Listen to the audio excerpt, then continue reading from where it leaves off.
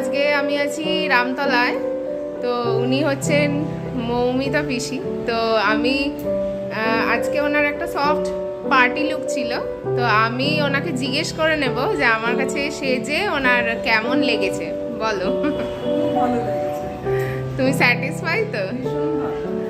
আচ্ছা, ঠিক আছে ঠিক আছে, মানে তোমার এমনি টোটাল লুক নিয়ে তোমার কোনো ইয়ে নেই তো?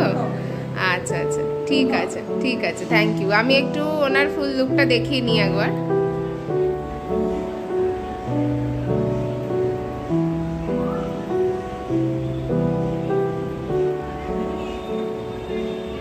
এই হচ্ছে ওনার ফুল লুক।